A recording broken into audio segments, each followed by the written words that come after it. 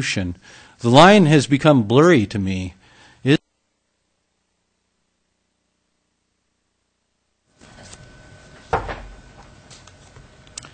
Good evening, everyone, and welcome to the Moscow City Board of Adjustments meeting for July 18th, 2017.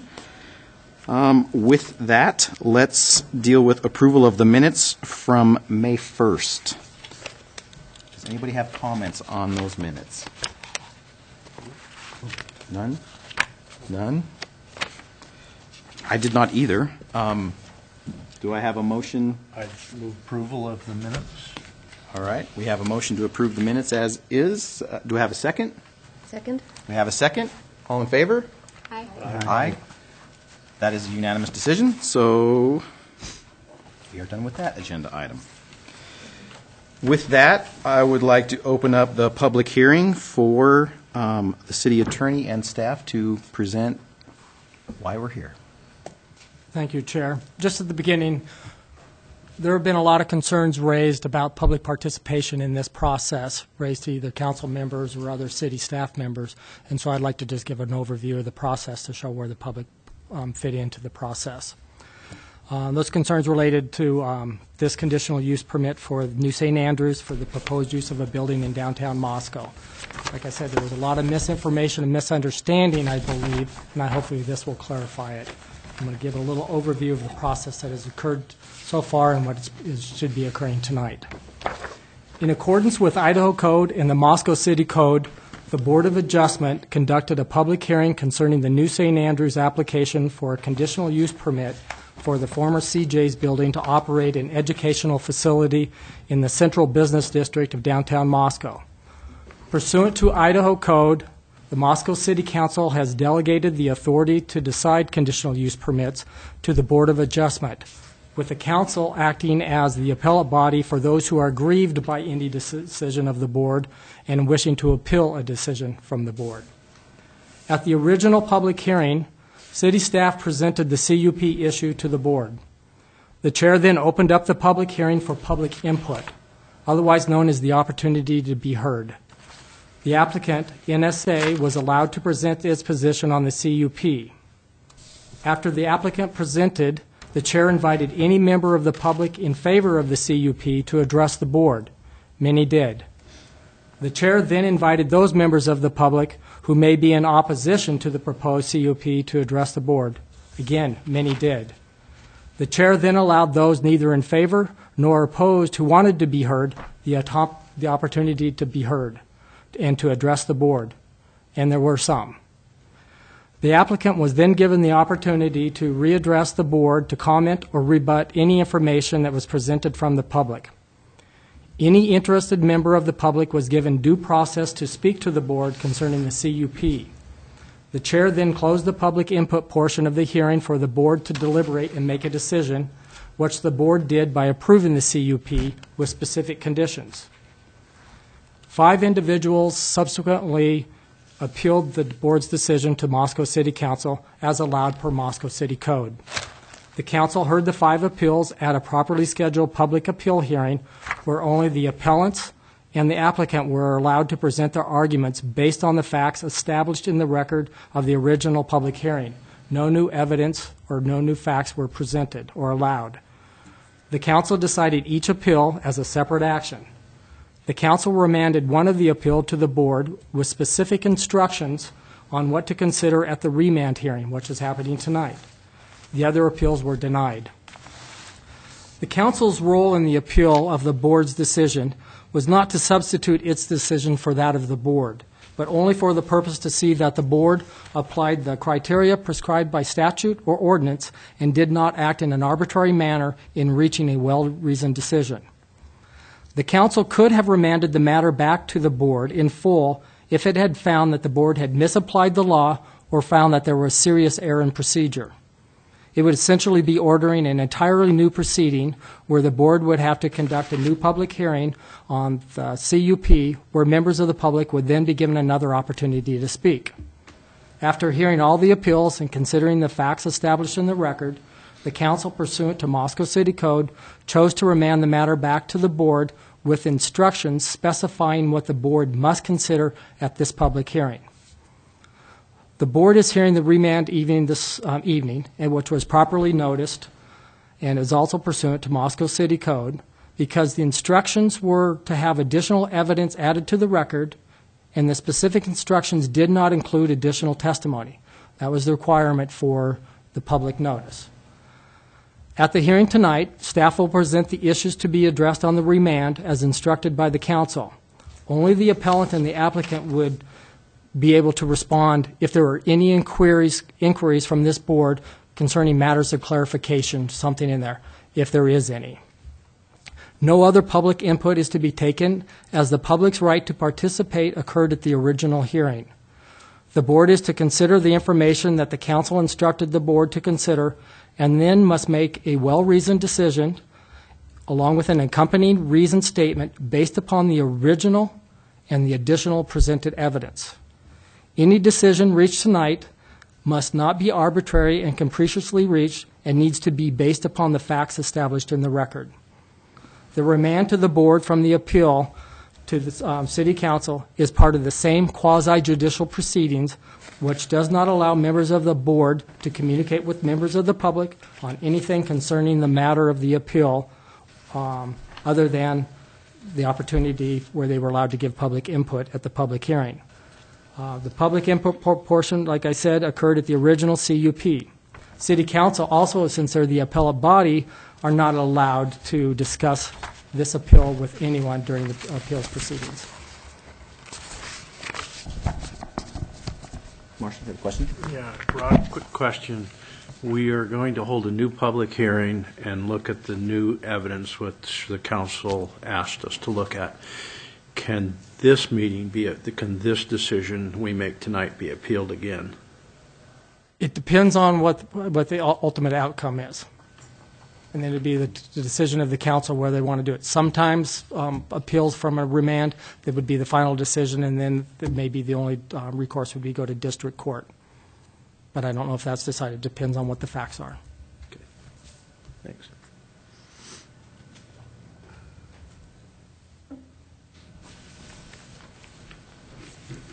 Before Ryan starts, did anybody else have other questions for our city attorney? Thanks, Ron. All right. Thank you, Mr. Chair.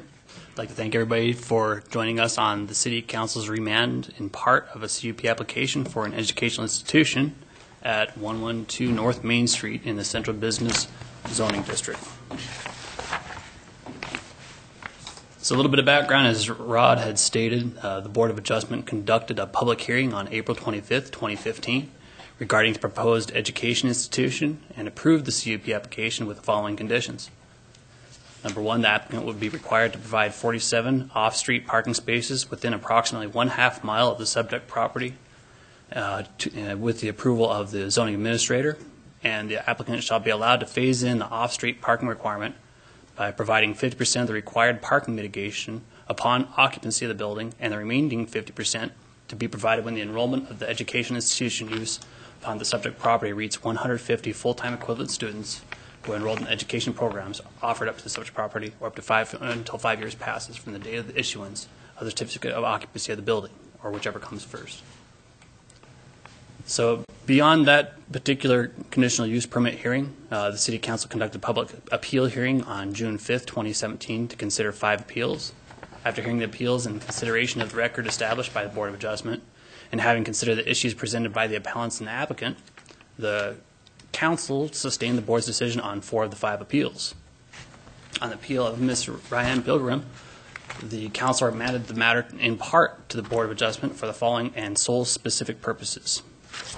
Council's decision: the Council remanded the matter in part to the Zoning Board of Adjustment for the following and sole specific purposes. Number one, for the collection of additional 12:30 p.m. public parking availability counts within 600 feet of the subject property, and entering said additional 12:30 p.m. parking count into the record of the subject application for further consideration by the Board. Number two, the review and confirmation of the method of determination of the Board's prior parking impact mitigation requirement. And number three, the review of criteria 4 and 7 of the reasoned statement of relevant criteria and standards signed on May 3rd, 2017. considering the prior record and the additional information to be entered in the record in conjunction with these remand instructions, and to make a decision upon the conditional use permit application. Council order of remand, again remanded with instructions for further consideration. Council clarified that the intent or the intended action to the board for them to take is open the public hearing only to receive additional parking count information as instructed by the council and review the method of parking calculation. And in light of the new information presented, criteria 4 and 7 of the RCS approved by the board. The board's action, again, is to open the public hearing, only receive additional parking information. And then within that, the overall, as stated before in those slides. So going into the parking situation, the original parking study was a quick assessment of the overall parking availability downtown, which consisted of gathering information from a 2008 parking exhibit Public Works created, with aerial photography annotating total parking availability on the map, then averaging the total available stalls. After the council remanded the parking, staff realized more resources were needed, and they recruited the assistance of city engineering to develop a spreadsheet, incorporate geographic information systems, as you see here, and have an engineer conduct the same survey over the same hours, including the 12:30 time slot, as remanded by the council. Using GIS, they accurately annotated each parking stall available and exported the information into the Excel spreadsheet included within your packets. So as you see here, you can see the overall information based off of certain segments of the road, the times from the 9 a.m., 12:30, and the 2 p.m. study. I then entered the original counts into the same spreadsheet that engineering developed, which brought to light some inconsistencies in my baseline parking totals from the original staff report. And I'd like to clarify that the baseline parking stall total is accurate at 320 parking stalls within 600 feet of the subject property. It is important that the overall availability of stalls are consistent with the original inventory. So here's the original parking data as entered in by the engineering department's spreadsheet. Some important notes: 104 overall average available parking stalls. The 9 o'clock survey included 116 average available stalls, and the 2 o'clock survey included 95 average available stalls. In the second portion of that packet, the 11 by 17s, included the remanded parking data. Important information derived from the study, as indicated by the remanded parking data, included 115 overall average available parking stalls. The 9 o'clock study averaged 139 available stalls, and the 12:30, which was part of the key information that the City Council was looking for, included 100 average stalls available. The 2 o'clock showed that 99 average stalls were available. So given that information, the average 9 o'clock study for the original included 116 total stalls.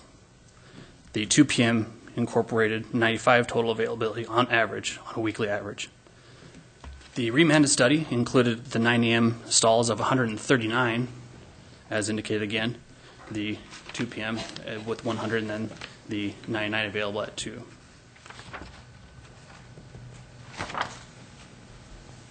So that is the information as requested based off of the parking study.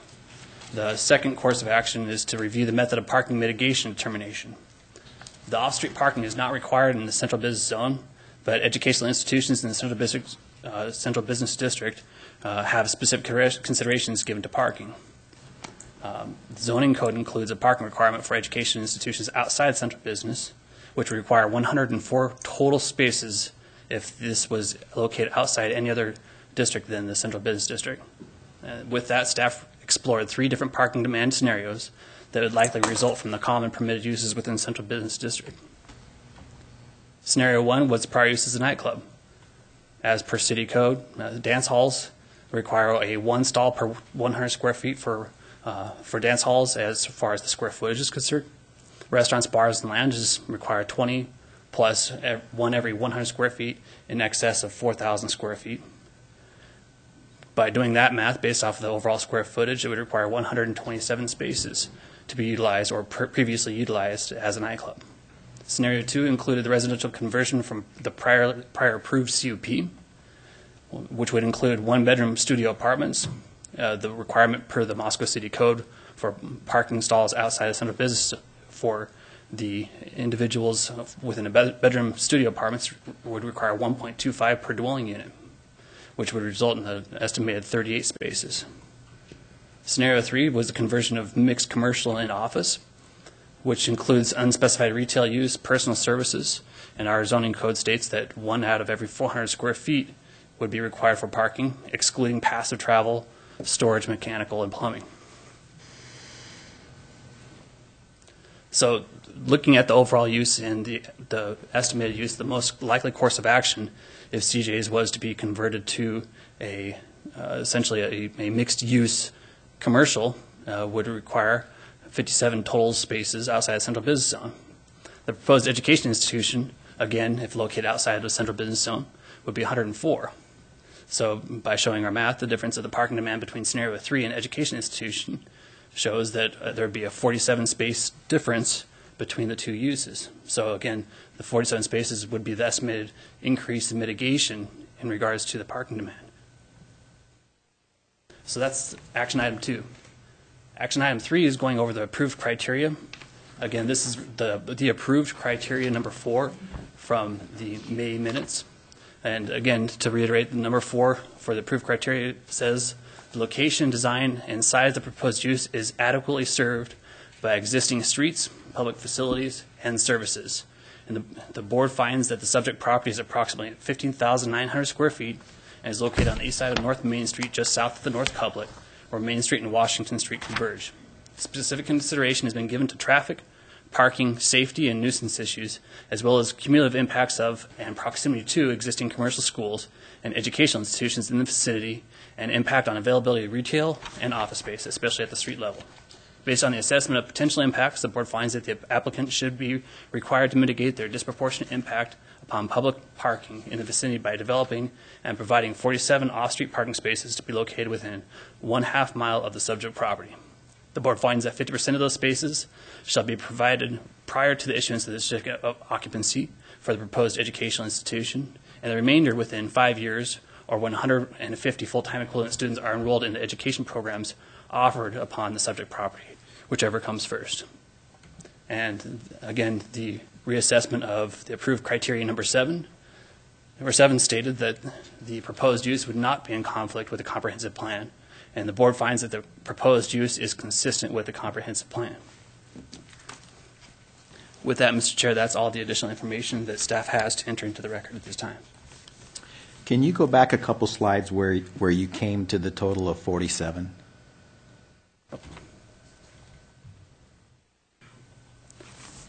So the 104, I understand where we get the minus 57. The 104, is that what we're interpreting the load for the type of use that the conditional uses has previously approved? So that was reflective upon the same process of the original CUP. However, the total number is the required based off of the available faculty and full-time equivalent. And that's a combination of both of those based off of the application. So that we look at the overall educational institution parking requirements as it applied to the original application, and that's where we came with the 104 total required stalls outside of Central Business District. Okay. Can you go back another slide where you talked about scenario 1, the bar use? Is there, in the record there was concern that the bar use happens in the evening and we were asked to get information during the daytime. Would that number be indicative of restaurants and lounges if we took the bar aspect out? Say a breakfast club was there at 8 in the morning rather than a bar at 8 at night.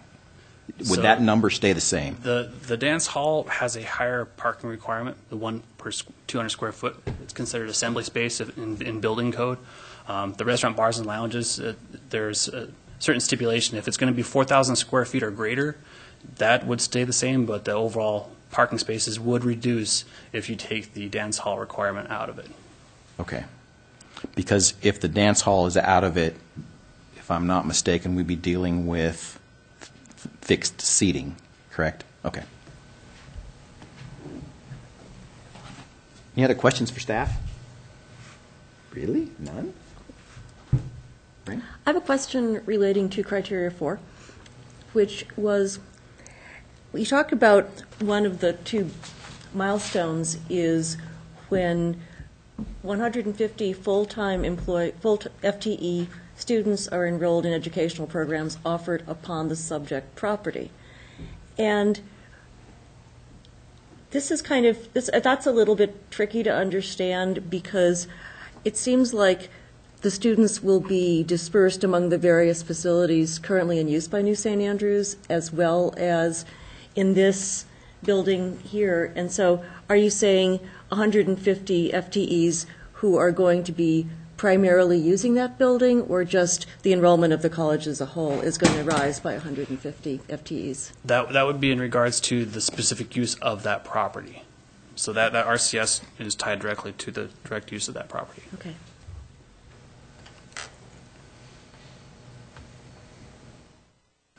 Any other questions? All right. Thanks, Ryan. Thank you. With that, we're closing the public portion of the hearing and opened up for deliberation amongst the board. Two things that we're going to do, not more strict, but a little bit more in line with how this should work. I'm going to ask for a motion after it seems like we're done deliberating. Before I ask for a second, I'm going to give us the opportunity to discuss the first motion. I know that was kind of an issue at our last one. Marshall wanted to discuss something. We had a motion, we had a second, we needed to vote. So I want to make sure between a first and if we get a second that we have a chance to discuss it. The second thing that I want to make sure we do is if there's a question that is asked, I would like it to be asked to me. And if it's something that the city staff can answer, that is the direction we would prefer to do, rather than put the appellant or the applicant on the spot to answer a question that might be deemed as additional information. So with that, Clarification, Joe. yes, sir. If we have a question, you want us to ask the question to you, and then you would appropriate it to the correct person. Yeah. Don't want to. Basically, before we ask the appellant or the applicant, we're going to ask the staff. So run it through me, and I'm going to turn right to them and say, can you clarify that for us before we have someone step up? So with that, who wants to go first? Marshall. An observation. I really thank staff for the additional work that you did in compiling the information for the parking study. I know I was concerned with the original study that it didn't include the noon time, and so I really appreciate that additional information. My concern is that after our hearing and after the time allotted between our hearing and the council hearing the appeal and the study was done, that a large portion of the population of our city has left the country. That between the University of Idaho, which utilizes the parking spaces downtown, and the Moscow School District kids and faculty and staff that utilize the downtown parking, and faculty and staff like from Russell School. So there is some value in the new information, but I question the total value judging from the amount of people that are gone from our city at that time. And I realize that you could not adjust that other than waiting another year, and we don't want to do that. But to me, the new information was not as valuable as I wish it could have been. So the other concern I have is that with criteria, I think it was number 4, where it was stated that the additional parking needed to be located within a half a mile of the facility. And during our original hearing, I didn't realize how far a half a mile is. So I drove around this week and kind of judged distances as well as I could off my odometer, and a half a mile in reality is almost from the facility to Moscow Building Supply. And it's almost a half a mile from the facility to Tri-State. And so, in reality, do we really expect that people will walk that far? And it's my personal opinion that no, they probably won't. So my question to staff, through you, Joe, would be how did the half-mile figure come about? Can you address that? Same with the parking study done during non-school year, because I know that was a question that I had raised. If I might, that was an item that we clearly identified to the council, and the council is well aware that the counts would be happening at a time that the students were no longer in the community. That is also why we collected both 9 a.m. and 3 a.m. so you could look at the relative change in parking demand from the morning to the noon hour to the afternoon. What we saw, and whether it's reflective of when students are in town or not, was that the noon time to the PM didn't really change much. And so you could look at that relative demand change between AM to the noon, 12:30 to PM, and extrapolate based on the original counts.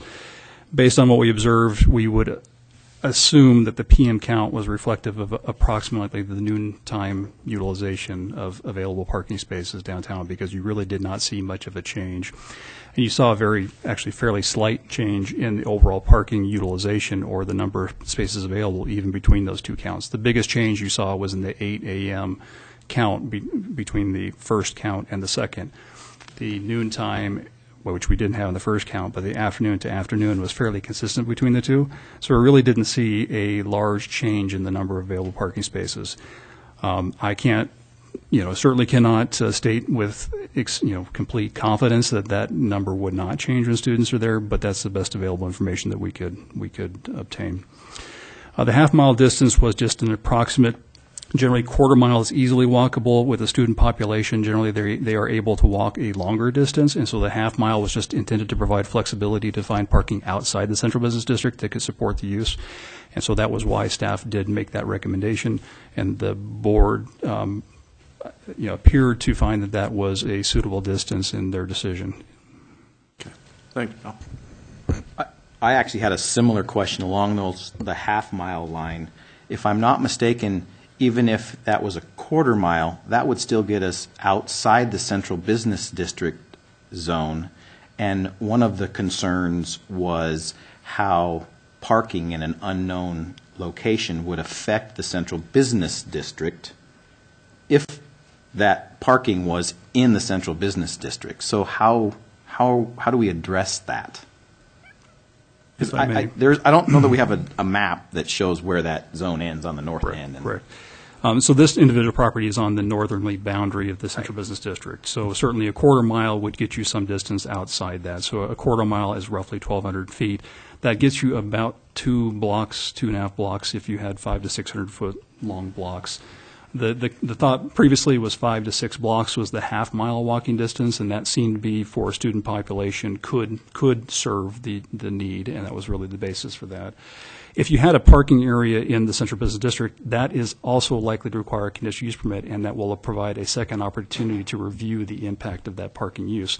Within the central business district, public parking is a permitted principal use, but it has to be open and available to the public.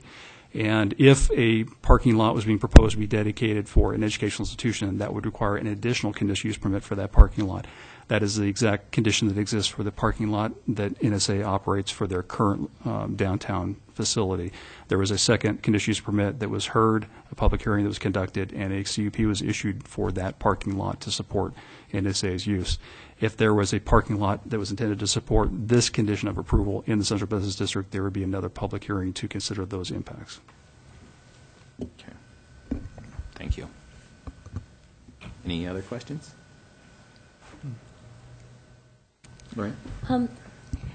And I'm looking at the way you chose your sample, and the University of Idaho has a parking office, and I'm wondering whether staff had any interaction with that institution in terms of how they assessed how many cars per number of students, since we have some anecdotal evidence from New St. Andrews that 2/3 of their students are walkers or bikers. And on the other hand, this body looked at another conditional use permit application a couple of months ago for an apartment house development that would be adjacent to the university, largely serving students, and they were assuming 1 to 2 parking stalls per apartment unit. And so that seemed like there's an awful lot more cars in the student population at large than this data was. The other thing, go on. If I may, are you referring to the 104 parking spaces? No, I'm referring to there was a conditional use permit here application for a property up by the old university movie theaters. Correct. And it just in discussion there, we were talking about parking there as well, and ingress and egress, and one of the assumptions was that every apartment unit, and these are 1 and 2 bedroom apartments, has to have 1 or 2 parking stalls in order to adequately serve the needs, and that is an apartment complex designed to serve a student population. So I'm just curious how you reconcile the credibility of 2/3 of one school's students not having cars with the idea that at least in this particular apartment complex, they're expecting that practically everybody who's going to live there is going to be coming to college with a car. And I think that's what I'm trying to understand. When we talked about the data that we collected, Yeah. are you referring to the available parking spaces that were counted, or to the parking demand that was estimated for use? What I'm curious about is simply how did you evaluate what a realistic parking demand is when you have a group of college students? And the demand was based on what the city code requires for off-street parking for educational institutions. Okay. Yeah. So we didn't estimate their individual demand. We just applied the standard that the city has adopted for educational institutions and calculated the parking demand based on the number of students and faculty that were indicated in the application. Okay. Lorraine, I actually might add to that in terms of just design from what I have to do on a day-to-day basis. On a residence, you're going to assume that a person, all their vehicles are always there, whether they drive to work or to school or whatever, versus someone may walk to a restaurant or they may walk to school. So that car may not always go to the destination spot, but it's always going to be parked at home at some point. So that would make a little difference as to why the demand at a residence would be different than demand at any business. Thanks. I would like some clarification on NSA's current parking lot on Jackson. How far is that from CJ's, and is that parking lot going to stay only relevant to their current location, or will that I believe that parking lot is definitely within the half-mile distance. I believe the parking lot contains more parking stalls than are required for their current CUP, so they could dedicate a certain number of stalls there to satisfy the requirement at this facility, if they chose to do so. And do we know what the future plan of their current institution location is? As in what way? NSA, where they're holding classes right now. What's going to happen in the future when they have their new facility with that space? So they have a cap on enrollment in that location, and there's a parking mitigation that is required in very same fashion. Calculation was done for what a typical commercial use of that building would require, and they were required to provide the difference in that instance. Okay. So in that instance, I think it was 42 parking spaces that were required for mitigation in that location, and they received the CUP for that to be served in those parking lots. And I believe there are some additional spaces that they've been leasing, having EMSI use that potentially could be used, but that would be up to the applicant to decide if this was approved of this condition, they would have to determine how they're going to satisfy that condition of approval. Okay. Thank you. It's actually a further clarification for me, kind of a combination of what the two ladies said in terms of determining the demand for both locations. The 47 that we came up with on the latter slide is that the demand for this new structure? Correct. So that is in addition to Yeah. what's already there? Correct. So, okay, just wanted to make sure that we were talking about two spaces, not one combined. Correct. Yeah, each conditional use permit is proprietary to that individual property. So the parking requirement for the existing New San Andreas campus is a separate conditional use permit versus this one. As a new facility, they'd be required to have another parking mitigation based off of city code.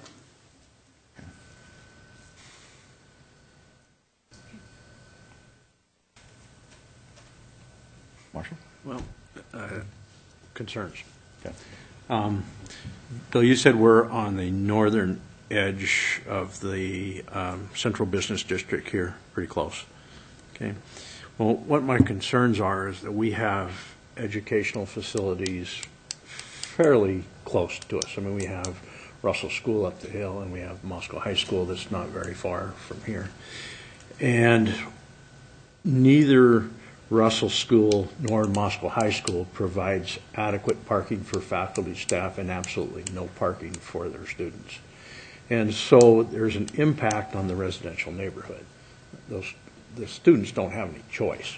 They park on the residential streets, or they park at the library, or they park at the courthouse, or they park at City Hall. They don't have a choice. They need some place to park to get to school or ride their bikes.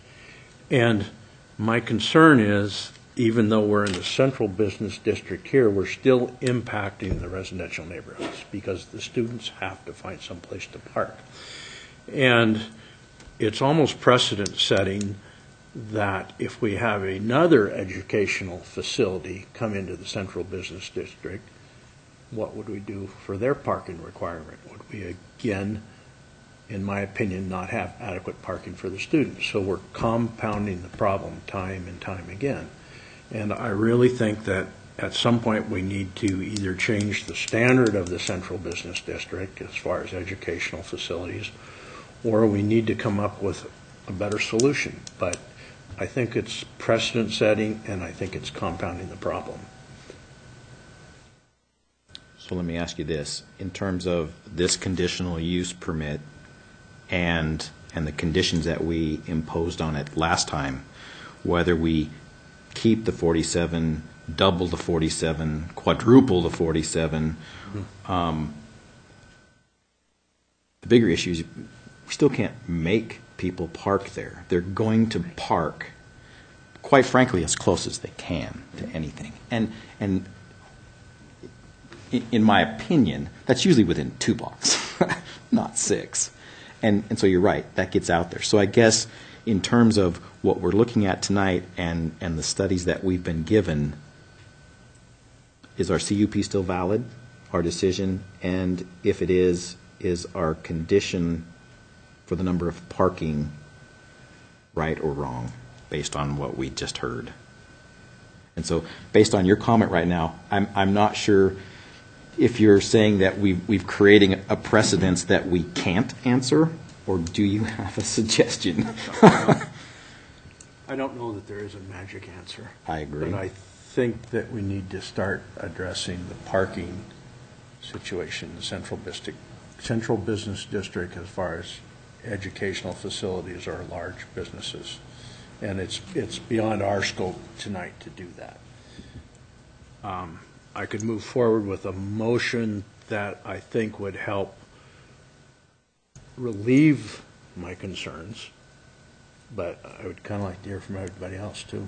Before you make a motion, I kind of agree. I would like not to put you on the spot, but I would like everyone to make at least not how they want to vote, but what their concerns are before we make a motion that's not even going to get a second.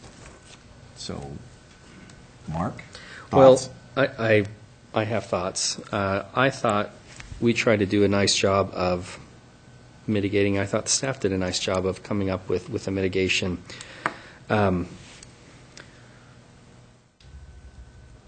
As I see it, there are two camps. There are people who want it here, and there are people who don't want it here. And it doesn't matter what goes into that building. We're going to be sitting here having the same discussion no matter what. We heard, in fact, I think all of the testimony, if I'm not mistaken, related to parking I don't recall anything that didn't relate to parking, and so parking's a problem no matter what happens. No matter what goes into that building, parking's going to be a problem.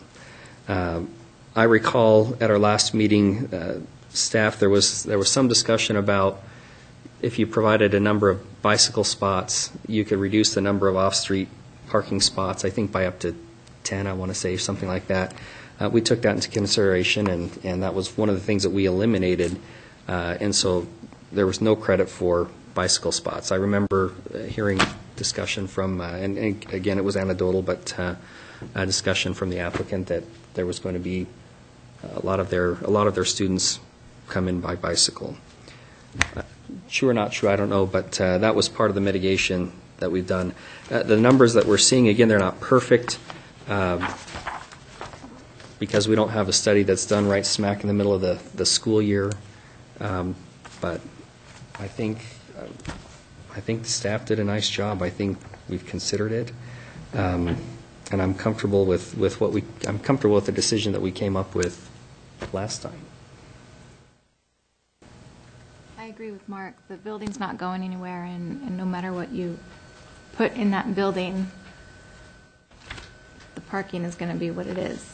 I think what staff and the board have decided for 47 parking stalls to help the parking situation is reasonable, and given one, whatever goes in that building, parking is going to be an issue. Two, the central business district is jam-packed. What else is going to be built?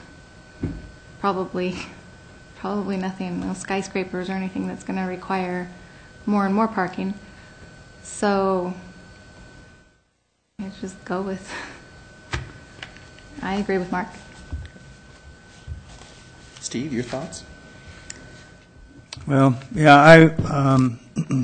I did quite a bit of research or looking into the new parking results that we got, and I was, like Marshall, I was remiss about the fact that the students are gone, and it's a big, huge difference between when the students are here and when they're not. There's a number of things that these numbers don't address. And one of them is a concern to the people downtown is the private parking lots that aren't shown here on any of this on any of the reports that we received, and the private parking lots get hit heavy.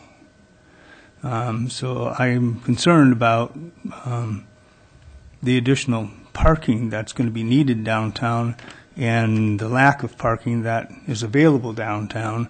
I did a little bit of color coding on it for myself as to where I know where the heavy use is and where there's a lack of parking and where the good parking could be just by walking. I walk there daily and I see it every day and I know where the parking spots are. And it talks about some of the Monday or at 9 a.m. parking. Our stores don't open until 10. So there is the only people that are downtown at 9 o'clock are the people that work downtown, and the other people, people aren't there. But at 12:30 and at 2 o'clock, there is a high demand for parking, and the only street that I know that has a lot of good available parking is Jackson Street, and that's only on one side of the street in this area that they researched. And it's the only street that has parking on a regular basis is Jackson Street. The rest of it's really pretty tied up. On the last few days, I've taken a walk downtown, and I would see, I counted on a regular basis 28 parking spots, and there were 7 parking spots in those 28 parking. That's 24%. And we're looking at 36% and 32%, but in this area I'm counting only 24% of parking spots that are available when I'm downtown during the busy hours. But So, I know that they aren't taking into concern any of the private parking lots, which are available, and unfortunately, the people that have those parking spots pay taxes for that parking spot, for that land, and so they like to have available those parking spots for their customers. It also doesn't take into account any of the handicap spots that are on here. And when I was walking around, of those 7 parking spots, 24%, every one of the handicap parking spots were empty. So that 7 of those were, of that 7, those were handicap spots. And so they don't take into account the handicap spots here. So obviously, Sure. No loading zones or handicap spots were counted when we looked at available parking spaces. well, 2nd Street from Washington to Jefferson Street, right outside my office, there's 31 parking spots there. I counted them, there's 31 parking spots. 2 of those parking spots are handicapped, and that's on Washington, Jefferson Street. And that's a real busy area. 31 parking spots, it says, and there are 2 handicap spots there. And tonight, there was 1 parking spot available besides the 2 handicaps. The rest of them were full. But anyway, like I say, there is a parking problem downtown, and so I think that, like Marshall says, I think that there needs to be addressed a little bit better than what we may have done in the past. But just as it says in this code, educational institutions, except where located in the University of Idaho University zoning district, says educational institutions, says 1 per employee, 1 parking spot per employee, and support staff plus 1 for each of the 5 students. So if you take 300 students and you take 1 and 5, that's 60, plus the 44, that's where they come up with 104 parking spots that are required. And then, of course, we had allocated the 57, but so I can see where the code kind of addresses the fact that we should be looking more at 104, but there aren't that many parking spots downtown, that are available generally during the day. So that's not really a good number to work towards. But I do think that knowing this research that we've gotten from the city at 1230 really does help address our concerns, or notice that we have a bigger problem downtown, and that doesn't even reflect the fact that the students are here. So I think, like Marshall, I think that we really need to address the parking a little bit more than we had in the past. Lorraine? I'm really concerned about the displacement of customers from businesses in the central business district, because because we're going to be bringing in a whole lot more humans that are going to be regularly in downtown and potentially requiring parking than have been there before. And for example, I'm on the board of the Moscow Food Co-op, and they've got a private parking lot, and it is full so much of the time. They have a lot of problems with parking poachers, which I think you've alluded to, Mr. Bush, that just keeping people who aren't customers from using the spaces. And people have different needs, and even though theoretically a student is going to be able-bodied and able to walk half a mile from an off-street parking facility to the college, if the weather's lousy, maybe they won't. And if the weather's lousy, then a lot of people who are normally bike commuters or pedestrians who aren't affiliated with the college are also going to want to be bringing their cars downtown. And my worry is that a lot of people might say, "Oh, I'd rather go shop out at the mall, where I know I can get a parking space, than do my errands downtown, because it's a zoo and I can't find any place to put my car. And if I'm going to be carrying my purchases, then it's a lot more important to those consumers that they find parking near to the businesses that they're patronizing than it is to our students. But you can't just look at it as what are the needs of the students. I think it's what are the needs of all of the users of the business district, and particularly of the patrons who drive the economy of our downtown businesses.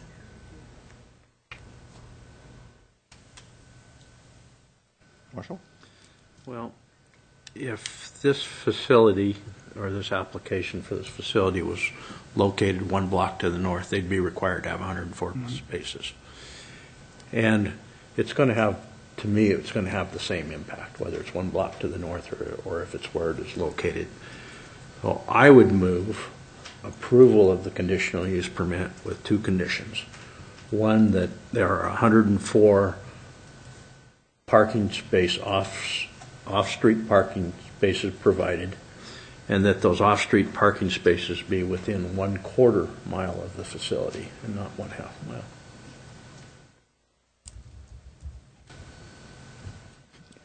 You actually read my mind, because I was thinking basically this is really going to go back potentially to City Council to determine whether or not the summertime counts need to be modified, whether or not it's located within the central business district or outside of it.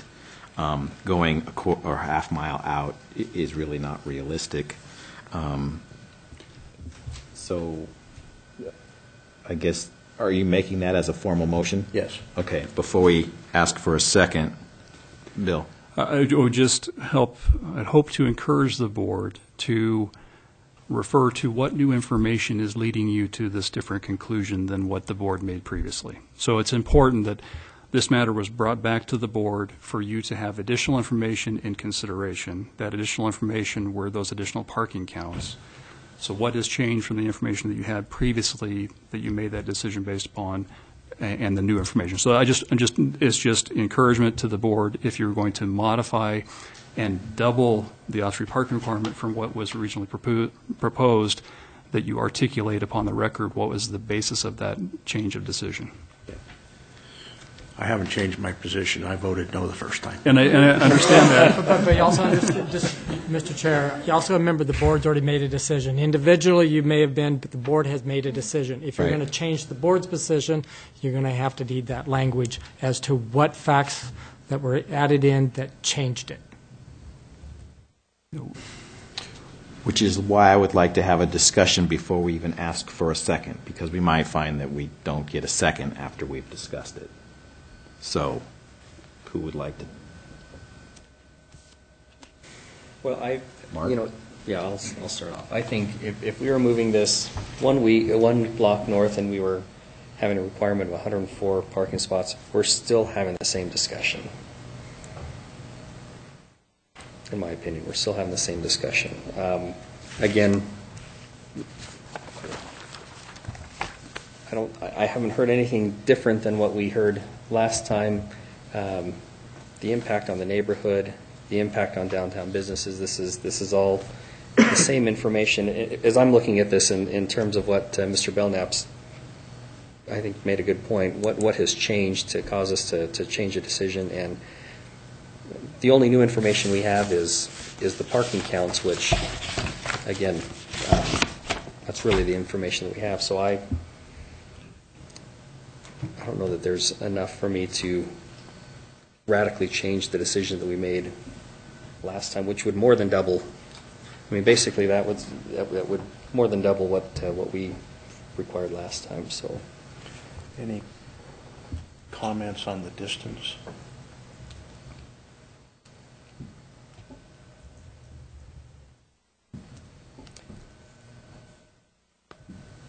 I think about the parking over near the Kibbe Dome, which back when I was in school, you didn't have to pay to park clear out there in the dirt, and now you do. And that's a healthy walk. Now, I don't know how it compares to a 1/4 mile versus a 1/2 mile, but I expect that getting into campus is probably a similar distance. Now, getting to law school, it's a 1/4 mile. It's a little bit shorter, but 1/4 mile. Looking at the map, I don't know where you find it in a 1/4 mile. That seems awfully restrictive. And, can I Please, yes. and I thought at first that it may have been restrictive, but then I drove around to see the vacant areas within a quarter of a mile, and granted, the ownership, to me, wasn't absolute who owned it, but there were vacant lots, large pieces of property within a quarter of a mile, and whether they could be bought or leased or rented or whatever, I have no idea. But there are multiple small spots that could be available, or a few large spots within a quarter of a mile that could be available. So I want to ask you and Steve kind of a loaded question, because you both have commented that you work downtown. So you've physically seen the lack of parking spaces, but the new information we were given tonight really doesn't show much difference between the original and the old, and the actual number differential actually stayed the same. So in order for your motion and to address what staff just said, are you saying that do you feel this information is still not accurate? Okay, Steve? Counting. Okay. I just looked through my map here, and the immediate area right around CJ's, the Eagles, Humbleberger, Mingles, right around there's 40 parking spots that are available, that they have listed here, 40 parking spots that are, on the average, are available, during the day. But those would be the ones that would be hit pretty hard by that influx of students. It'd be within that real close range, and so seems to be 40 there. After that, then they have to move. They would have to walk over as far away as Jackson, and there are more parking spots over on Jackson Street. But again, I think like you both have mentioned, the half mile might be a little bit ambitious, and narrowing it down to 20 to 1/4 mile might be more realistic for people walking from where they would leave their car. But it does impact the businesses downtown tremendously, because those businesses also expect or rely on those parking spots during the day, and so again, it really concerns me for the businesses downtown, but also again my concern about the private parking lots downtown that aren't being considered, and one of my parking is right down there. It's right there, and so is Corner Clubs, and there's a number of people that have pretty good sized parking lots that will be impacted by this tremendously. Well, then I'd like to make this comment first. If you're suggesting adding 104 just because located north a block would require that, you're kind of making the assumption that the 40 stalls around that building belong to the businesses around it, and it really would come down to who got there first. Mm-hmm. And so, that said, it seems like the difference between 104 and 40 is actually 64 stalls, give or take math, versus 47. So if we decide we want to add more, now what's the justification of adding 104 versus adding 64 versus keeping it at 47? Because again, any business moving into that is going to require parking on different amounts based on scenarios 1, 2, and 3 that we saw, and they're going to be just as they have just as much right to use those immediate 40 regardless of the building use. Mm-hmm. Hold on now a second, Joe. I thought that a business within the central business district didn't require off-street parking. That's correct. Is that correct. That's correct. It doesn't. So- I'm just right. saying, No, that- based on the occupancy of the building, every building's going to have someone going there with a car, whether or not the central business district requires you to actually allocate a spot for it. That's not what I meant. What I meant was, regardless of what goes in that space, someone's going to drive there. And they're allowed to park anywhere downtown they want to. So just because this is a different use doesn't mean they shouldn't be able to use those. They're going to use those. It's a matter of who gets there first. So our whole condition is we're adding additional parking to accommodate an amount of cars. If we're going to change that amount of cars other than what staff's come up with twice, why?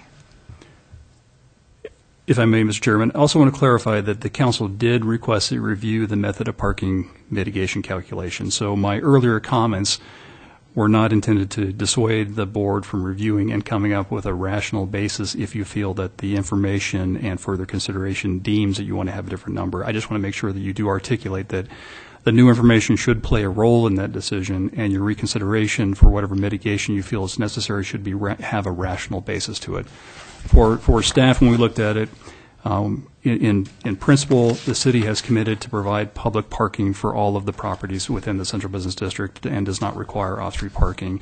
And so if it was a typical, what we would find to be probably the most common use would be some sort of office and retail, which is the predominant use downtown. That was the 57 parking spaces that essentially the city has committed to provide. And so our thought process was that then they would be required to mitigate their disproportionate impact above that in some fashion by providing off-street parking in some place. The board certainly is free and clear to come up with a different determination. We just want to ensure that it is rational in its basis and that the new information plays a role in the formation of that. Okay, thanks, Bill. I think that's what I was, when I was talking about the staff did a nice job, that's where I was going, which is if the city's committed to provide part of that, they provide the difference in that. Well, Joe, I'd just like to reiterate my concern as far as the residential district that borders the central business district, because I see the impacts that other schools in the area have on the residential district, and that's a real concern. It's a concern for safety. It's a concern for snow plowing. It's So would that be your rationale for adding more than the report, is because this is not taking into consideration the adjacent impact on the residential side of that northeast side? That would be part of it. My biggest, I'd say my biggest criteria that I could use is that if the facility was located, I don't know if it's a block or half a block, but if it was located slightly to the north, the impact would be exactly the same. But they would be required to have those spaces as per city code. Okay. So that's my justification for coming up with that number. Yeah, because they're almost in the motor business district. So I think you have another comment, but can I get you to restate what your motion and My motion condition was to approve the conditional use permit with the condition that 104 parking spaces, off-street parking spaces, be provided within a quarter mile of the facility. Okay. Steve, did you have another comment? Well, I was only going to try and reiterate the fact that justifying our decision, I suppose, but in our packet that we received on April 25th, it talked about Title IV, Chapter 5 and 6 of Idaho, the City Code, and it said that at the proposed maximum enrollment of 300 students and 44 faculty would be 104 total spaces. At that time, we made the decision that it wouldn't have quite the impact because we had numbers from the city showing that where the parking spots kind of were, but that didn't include the lunch hour, and again we don't have the students there now when they did the 12:30 assessment of the of checking for the noontime busyness downtown parking there. But I think that a higher number would be Higher than 104?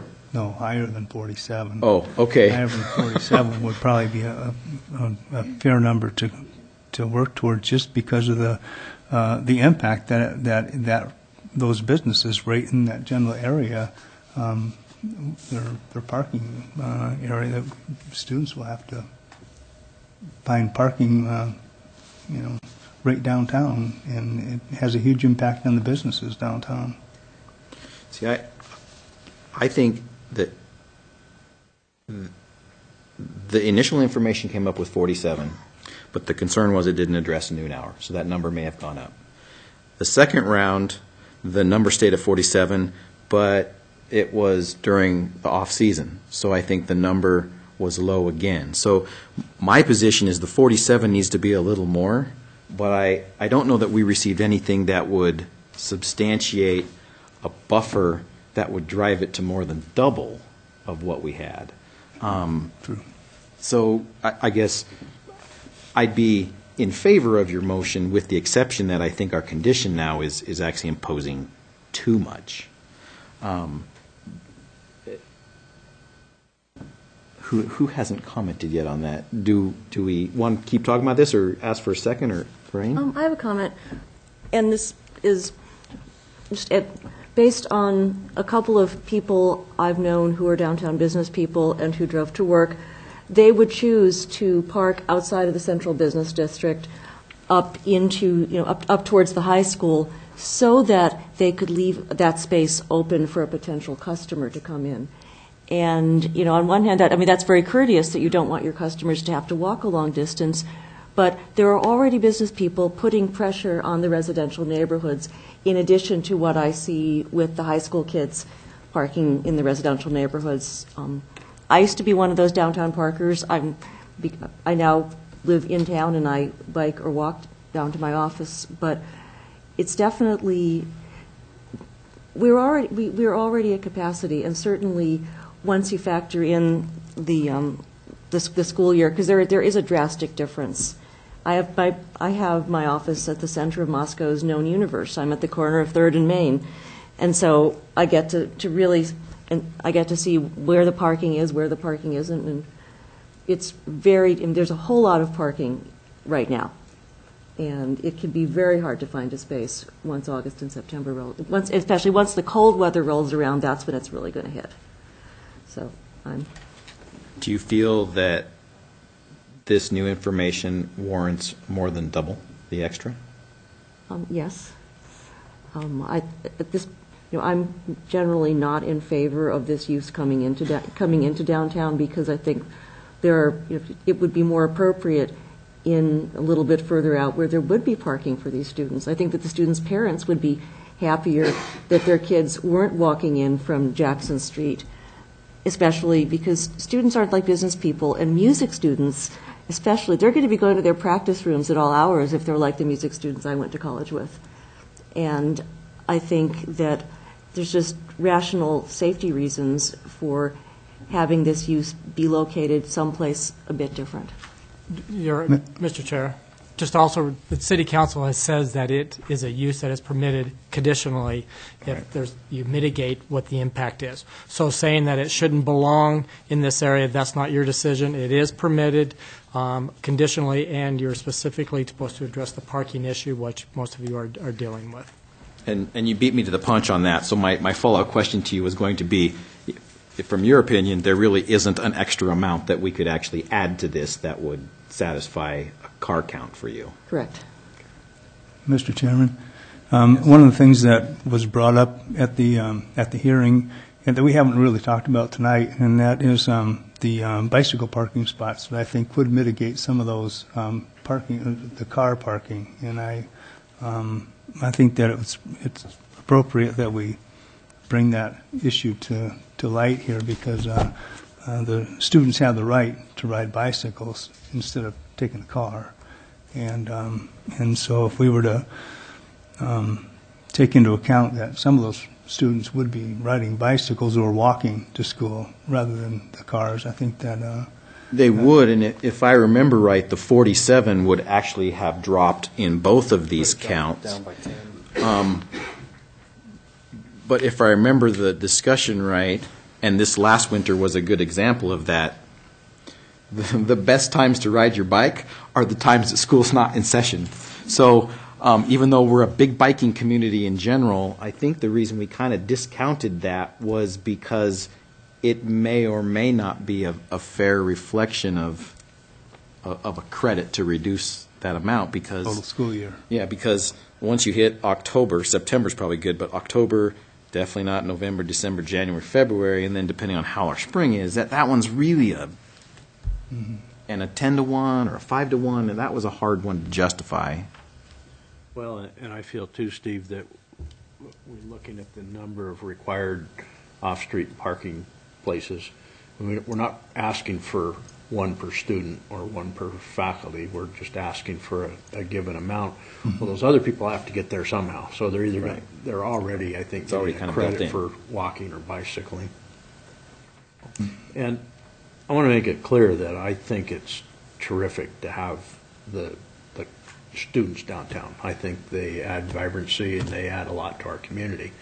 My concern is the impact on the business community in the downtown area.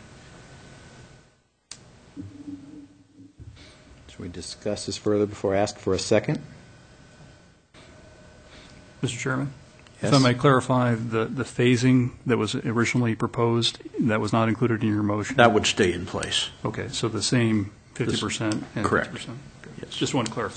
So really the only difference, for further clarification, between what was approved the first time and what your motion is now is that instead of having 47 stalls provided, you're asking for 104, and that those 104 have to be within a quarter mile, not a half a mile. Correct. Everything else stays the same. So that's the motion. Do I have a second?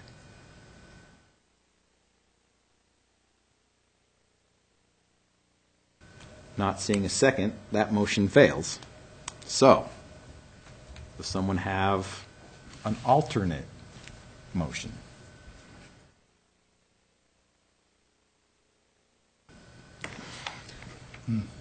I'm happy to move that we've considered the new information. I'm happy to move that we readopt what we came up with before. Having considered the new information that was presented by public staff. Marshall? Well, since my motion failed, I would be able to support that motion except the concern over the half mile or quarter mile. I think that figure was a little bit arbitrary to come up with, and when I realize how far a half mile is out, I think it just doesn't make any sense to me to go a half mile out. I kind of agree. I without making the motion myself, I would be inclined to approve the CUP with the number that keeps coming up because, quite frankly, we don't know how to change it. But I completely agree that the half mile should be changed to quarter mile, so that 47 or something closer than 104 should be within that half or that quarter mile radius. Mm-hmm. Question. Is that CJ's parking lot within a quarter mile? The one that there's excess parking that possibly could be used? Are you referring to the? I'm sorry, the new St. Andrews parking lot on Jackson. Got you. In the original hearing, I had distances. Let me see if I've got the original documentation here. I don't recall it showing a half-mile circle. I believe the total walking distance was roughly 900 linear feet. So depending on if you're traveling as a crow flies or traveling down the city streets would determine. But it would be approximately within that overall distance. Bill's So pulling up the computer right now. that Jackson parking lot would be within that quarter mile. It would be a comfortable walk, correct?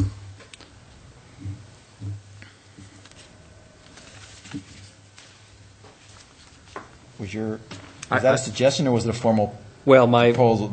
that was my motion, because you were asking for motion was to just Right. readopt what we had adopted. Okay.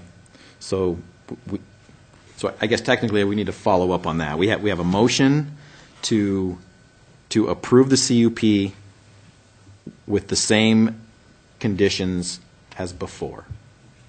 Do I have a second on that motion? Second. We have a second. We have a motion, we have a second. All in favor? I have a question Okay, to the lady. go ahead. Is that within the half mile or the quarter mile? Did we change it to the It was quarter the mile? half mile. It No, was within the half It was mile. within. It was the same as Nothing before. changed. It was exactly the changed. same, so nothing changed. Nothing changed, right? Okay. So, yes? If I may respond to the question, it is exactly a quarter mile to those parking lots, as the crow flies. So it would fit within that. I think you ought to do a roll call. Let's do that. The motion that's up and seconded is the approval of the CUP with 47 additional stalls, the other conditions the same, within a half a mile of the location. We'll go right down the line. No. No. Yes. No. No. So it fails. So, third time's a charm. Do I have another motion? I can make a motion, can I not? You can. Okay. I would like to make a motion that we approve the CUP with 47 stalls based on the fact that that's what city staff came up with both times. The other condition stays the same, but we make a change that the 47 stalls be provided within a quarter mile of the new facility. Okay. Do I have a second? Second. I have a motion. I have a second. We'll roll call again. Aye. Aye. No. Aye. No. That's 4-2, and it passes.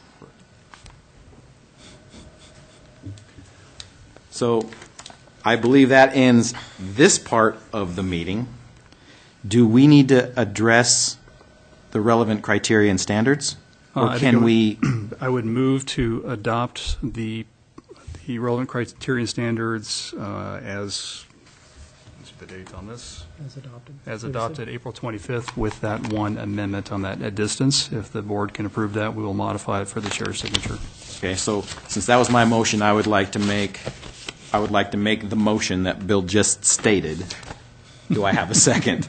Second. I have a motion. I have a second. Aye. Aye. Aye. Aye. Aye. And it's unanimous. Yay. Okay, we're almost done. Is there any more board communication this evening?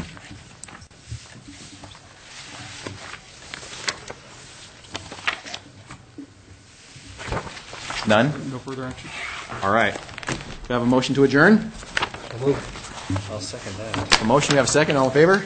Aye? Aye. Aye. Thank you.